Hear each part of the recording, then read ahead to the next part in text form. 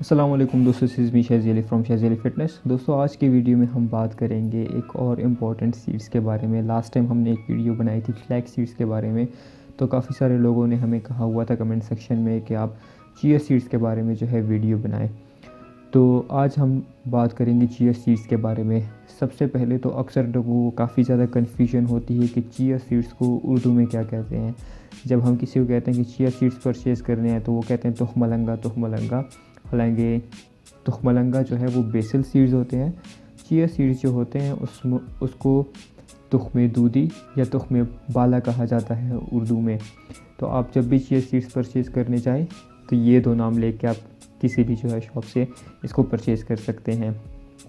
तो चलिए, ये तो रही बात कि इसको उर्दू में क्या कहते हैं। अभी हम जानते हैं कि चिया सीड्स के साथ ऐसे फ़ायदे कि जिनको हम अपनी डेली की लाइफ में ऐड करके इससे कितने मैक्सिमम बेनिफिट्स निकाल सकते हैं और किस किस तरीके से हमें ये फ़ायदा देती है, चाहे वो वेट लॉस के हवाले से हो, चाहे वो और जितने बेनिफिट्स हो जिनके बारे में हम बात करेंगे और इसको हम इस्तेमाल कैसे कर सकते हैं। तो आज की वीडियो में हम इन चीज़ों के ऊपर बात करेंगे।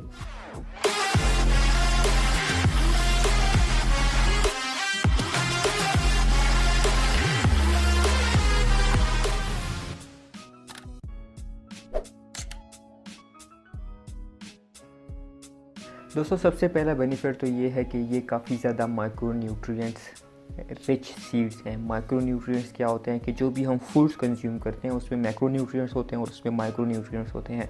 मैक्रो न्यूट्रिएंट्स में प्रोटीन, कार्बोहाइड्रेट्स, फैट्स आ जाते हैं और माइक्रो न्यूट्रिएंट्स में डिफरेंट किस्म के विटामिन जैसे vitamin B1, B2, B3, calcium, magnesium, phosphorus, इस तरह की चीज़ें आ जाती हैं। जितने भी माइक्रो न्यूट्रिएंट्स रिच चीज़ें होती हैं वो हमें काफ़ी ज़्यादा इंटरनली उनसे बेनिफिट्स मिलते हैं।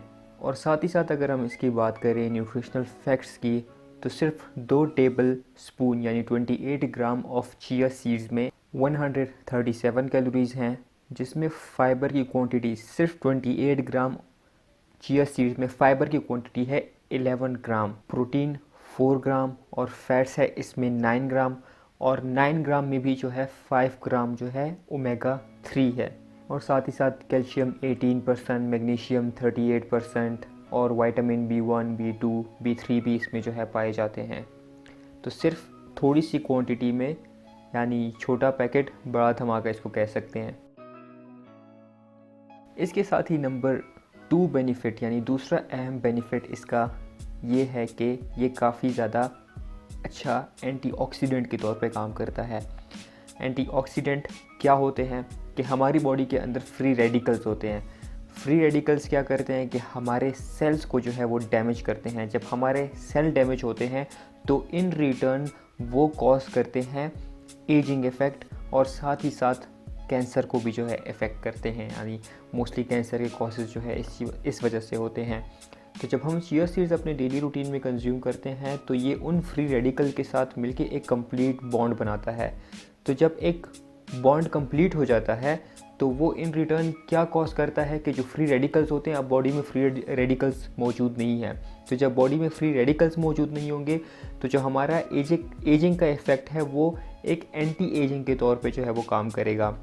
और जो भी फ्री रेडिकल्स कैंसर कॉज कर रहे थे तो वो भी जो है उसके इफ़ेक्ट को भी जो है काफ़ी हद तक वो कम कर देता है। तीसरा बेनिफिट इसका ये है कि इसमें 11 ग्राम जो है इसमें सिर्फ प्योर फाइबर है। फाइबर क्या करता है कि जितने भी हम कार्बोहाइड्रेट्स खाते हैं तो उसमें कार्बोहाइड्रेट्स होते हैं और उसके अंदर भी जो है फाइबर होता है। तो जितने भी फूड फाइबर में हाई होते हैं तो उनका बेनिफिट ये होता है कि फ़ाइबर जो है हमारे नॉर्मल कार्बोहाइड्रेट्स की तरह हमारे इंसुलिन को, हमारे ब्लड शुगर लेवल को इतना स्पाइक नहीं करता। जैसा कि हमें पता है कि जितनी देर बॉडी में इंसुलिन प्रेजेंट होता है तो उतना जो है हमारी बॉडी फ़ैट को टारगेट नहीं करती है as a source of energy. तो जब इंसुलिन बर्न होता है उसके बाद ही जो है हमारी बॉडी स्टोर्ड फैट को टारगेट करना स्टार्ट कर देती है। तो चूँकि इसमें फ़ाइबर बहुत ज़्यादा है तो जब इसको हम कंज्यूम करते हैं तो ये हमें एक फुलनेस वाला इफ़ेक्ट देता है। और फुलनेस के साथ साथ जो है हमारा ब्लड शुगर लेवल चूँकि स्पाइक नहीं करता, हमारा इंसुलिन जो है इससे स्पाइक नहीं करता, तो ये हमें फुलनेस और प्लस हमारा blood sugar level, insulin level balance करके हमारे स्टोर्ड फैट को टारगेट करने में हेल्प करता है। और चूँकि हमें फुलनेस वाला एक इफ़ेक्ट आता है, तो जब हम इसको कंज्यूम करते हैं तो बॉडी जो हम हर टाइम जो है हंगर फील करते हैं, हमें भूख लगी होती है, तो उसको काफ़ी ज़्यादा कंट्रोल करता है। फोर्थ बेनिफिट इसका ये है कि इसमें जो प्रोटीन्स हमने बताए हुए 4 ग्राम प्रोटीन, सिर्फ 28 ग्राम ऑफ सर्विंग में 4 ग्राम प्रोटीन है, तो ये काफ़ी ज़्यादा हाई क्वालिटी प्रोटीन है। चूँकि ये प्लांट बेस्ड प्रोटीन है, तो जो भी लोग वेजिटेरियन है, जो लोग गोश्त, बीफ, मटन, चिकन इस तरह की चीज़ें नहीं खाते हैं, तो वो भी जो है इसको अपनी रूटीन में ऐड करके यहाँ से जो है हाई क्वालिटी प्रोटीन जो है वो ले सकते हैं। हाई क्वालिटी प्रोटीन का क्या मतलब है? देखिए, जो भी हम प्रोटीन कंज्यूम करते हैं डेली लाइफ में, अगर हम वेजिटेरियन ना भी हों, तो वो मोस्टली प्रोसेस्ड प्रोटीन्स होते हैं। अगर हम जिम जा रहे हैं, अगर हम वर्कआउट कर रहे हैं, तो वे प्रोटीन को अगर हम देख लें तो वो प्रोसेस्ड होता है। डेफिनेटली वो रिफाइंड है, लेकिन बिल्कुल वो प्योर सोर्स नहीं है। इसके अलावा अगर हम एग्स की बात करें, तो एग्स में जो है कहा जाता है कि जो हार्मोन्स इंजेक्ट किए जाते हैं, तो वो भी जो है प्योर फॉर्म ऑफ प्रोटीन नहीं है। डेफिनेटली कुछ ना कुछ उसमें स्पाइकिंग की गई होती है, कुछ इंसुलिन जो है, कुछ ग्रोथ हार्मोन जो है उनमें इंजेक्ट होते हैं, जो फार्मी मुर्गियाँ होती हैं। तो उसके अलावा अगर एग्स की भी देख लें, तो फार्मी अंडे जो हम लेते हैं वो भी इतने ज़्यादा प्योर नहीं होते हैं। लेकिन ये चूँकि प्लांट बेस्ड प्रोटीन है और डायरेक्टली जो है हमें सोर्स से मिल रहा है, तो ये बिल्कुल प्योर फॉर्म ऑफ प्रोटीन है, जिसको हम कंज्यूम करेंगे तो हमें और ज़्यादा बेनिफिट्स मिलेंगे। बेनिफिट नंबर 5 इसका ये है कि जैसे कि हमने डिस्कस किया कि ये एक तो फुलनेस वाला इफ़ेक्ट देता है। तो जैसे ही बॉडी में फुलनेस वाला इफ़ेक्ट आएगा, तो हम ज़्यादा देर तक जो है हमें भूख नहीं लगेगी। जब हमें ज़्यादा देर तक भूख नहीं लगेगी, तो हम क्या करेंगे कि ओवरऑल जो हमारी कैलोरिक इनटेक है, जो हमारी फूड की इनटेक है, तो वो पूरी दिन की जब हम उसको at the end of the day देखेंगे तो वो कम होगी। फॉर एग्ज़ाम्पल, नॉर्मल रूटीन में अगर हम 2000 कैलोरीज कंज्यूम करते हैं, इसको कंज्यूम करने के बाद वही हमारी कैलोरिक इनटेक, हमारी जो भूख है वो कम हो जाएगी, और हम at the end of the day जो हम 5-6 मील्स खा रहे थे, वो हमारे 3-4 मील्स तक आ जाएंगे। तो इन रिटर्न ये हमारी जो डेली की कैलोरिक इनटेक है उसको कम कर देता है। तो जब हमारी डेली की कैलोरिक इनटेक कम हो जाती है, तो वो हमें हेल्प करती है वेट लॉस में। तो जो भी लोग वेट लूज़ करना चाहते हैं, जो भी लोग फ़ैट लॉस करना चाहते हैं, जो भी लोग कटिंग करना चाहते हैं अपनी जिम की रूटीन में, नॉर्मल रूटीन में, तो वो इसका इस्तेमाल कर सकते हैं अपनी फ़ैट लॉस जर्नी को एक नेक्स्ट लेवल तक लेके जाने के लिए। डेफिनेटली जब भी हम फ़ैट लॉस जर्नी की तरफ जाते हैं, तो जब हम कैलोरिक डेफिसिट होते हैं, तो मेन चीज़ होती है कि हमें भूख लगी होती है। तो एक तो हमें जो है ये फुलनेस वाला इफ़ेक्ट देता है, ओवरऑल कैलोरिक इनटेक हमारी जो है इससे कम हो जाती है, हमें भूख नहीं लगती है इतनी, और साथ ही साथ चूँकि हमारा इंसुलिन इतना स्पाइक नहीं करता, हमारी बॉडी में इंसुलिन इतने टाइम तक प्रेजेंट नहीं होता। तो जब इंसुलिन प्रेजेंट नहीं होता, तो वो भी एक फैक्टर है कि जो हमारी बॉडी का फ़ैट है, जो स्टबर्न फैट है, उसको टारगेट करके बॉडी यूज़ करती है। पॉइंट नंबर 6 ये है कि जितने लोगों को डायबिटीज़ है, जितने लोगों को शुगर का मसला है, स्पेशली हमारी देसी लोग हो गए हैं, तो उनको जो है डायबिटीज़ यानी शुगर कंट्रोल करने में ये काफ़ी ज़्यादा हेल्प करता है। कैसे हेल्प करता है? कि चूँकि ये फ़ाइबर में काफ़ी ज़्यादा हाई है। देखिए, फ़ाइबर क्या करता है कि हमारे फूड को स्लोली प्रोसेस करता है बॉडी के थ्रू। फॉर एग्ज़ाम्पल, जब भी जो शुगर के पेशेंट होते हैं, उनको तो डेफिनेटली कार्बोहाइड्रेट्स अवॉइड करने चाहिए। लेकिन अगर कार्बोहाइड्रेट्स को अवॉइड करना उनको मसला हो रहा हो, क्योंकि डेफिनेटली सारी उम्र हम कार्बोहाइड्रेट्स खा रहे होते हैं, और कुछ लोगों को मसला होता है कार्बोहाइड्रेट्स एकदम ड्रॉप करने से, तो हाई फाइबर के फूड खाने से एक प्लस पॉइंट हमें ये मिलता है कि हमारी बॉडी एनर्जी जो है वो स्लोली रिलीज़ करती है बॉडी में। फाइबर का प्लस पॉइंट ये है। देखें, हम जो नॉर्मल सिंपल कार्ब्स खाते हैं, जिसमें वाइट रोटी, वाइट आटा, वाइट चावल, इस तरह की चीज़ें आ गई है, या बेकरी आइटम्स आ गए हैं, तो वो क्या करते हैं कि हमारी बॉडी में जाके फ़ौरन से हमारा ब्लड शुगर लेवल रेज़ करते हैं। तो जैसे ही हमारा ब्लड शुगर लेवल रेज़ होता है, यहाँ से जो है इंसुलिन भी बॉडी में एक तेज़ी से बनने लगता है, वो कंटिन्यूसली जो है उसकी प्रोडक्शन हो रही है। तो ब्लड शुगर लेवल जब रेज़ करता है, तो उसको कंट्रोल करने के लिए जो लोग अक्सर मेडिकेशन यूज़ करते हैं, या जिनको डायबिटीज़ है, वो इंसुलिन के इंजेक्शंस भी जो है वो लगा रहे होते हैं।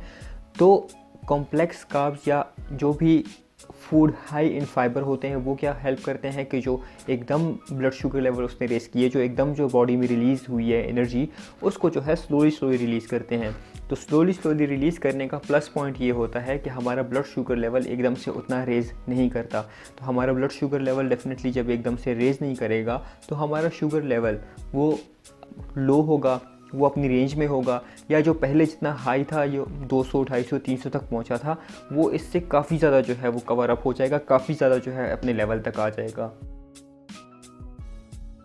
और last but not the least 7th benefit इसका ये है कि ये हाई इन ओमेगा 3 है।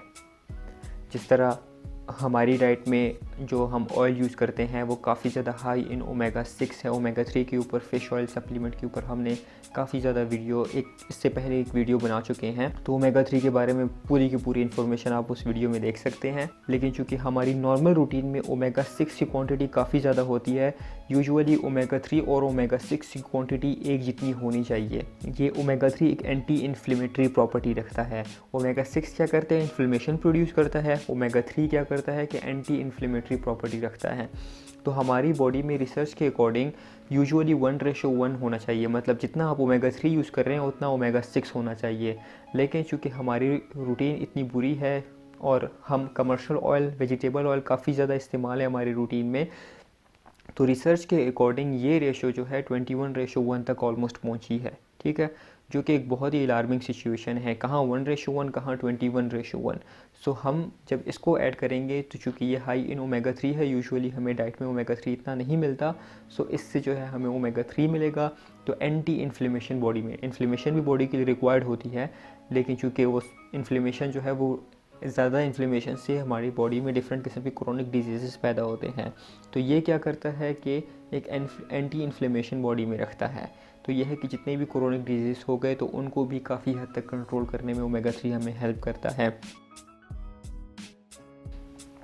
इसके अलावा अब हम इसके बारे में देखें कि इसको हम इस्तेमाल कैसे कर सकते हैं। अक्सर लोगों के जहन में क्वेश्चन होता है, उनको नहीं पता होता या वो कन्फ्यूज़ होते हैं कि हमने किस तरीके से इस्तेमाल करना है। तो हम इसको या तो पानी में इस्तेमाल कर सकते हैं, आप डायरेक्टली इसको पानी में डाल के मिक्स करके आप फ़ौरन से जो है इसको कंज्यूम कर लें। थोड़ा सा जो है ये बैठ जाता है, ये तुखमलंगा की तरह, बेसल सीड्स की तरह थोड़ी देर बाद फूल के जो है वो ऊपर नहीं आता। लेकिन ये है कि आप इसको फ़ौरन से जो है पानी में डाल के, ज़्यादा फूलता नहीं है, ये हल्का सा फूल जाता है, मिक्स करके आप इसको डायरेक्ट पानी में कंज्यूम कर सकते हैं। वेट करने की ज़रूरत नहीं है जिस तरह आप बेसल सीड्स के, तुखमलंगा के टाइम पे आप वेट करते हैं। सो ये फ़ौरन से मिक्स करके कंज्यूम कर सकते हैं। इसके अलावा आप इसको सलाद के ऊपर डाल के सलाद के साथ जो है कंज्यूम कर सकते हैं, और साथ ही साथ जो है आप इसको सालन वगैरह में भी डाल के कंज्यूम कर सकते हैं। तो उम्मीद है दोस्तों आप लोग को ये वीडियो अच्छी लगी होगी। आप लोग को अगर ये वीडियो अच्छी लगी है, इन्फॉर्मेटिव लगी है, तो do give it a like, और कमेंट में हमें आपके जहन में कोई भी क्वेश्चन हो या आप इसके अलावा इसकी कोई इंपॉर्टेंस जानते हो तो हमें कमेंट सेक्शन में लाजमी बताइए। This is me Shaji Ali. Do share it with your friends and family as well, ताकि उनको भी जो है इसके बारे में इंफॉर्मेशन हो। See you in another video, till then take care, अल्लाह हाफिज़।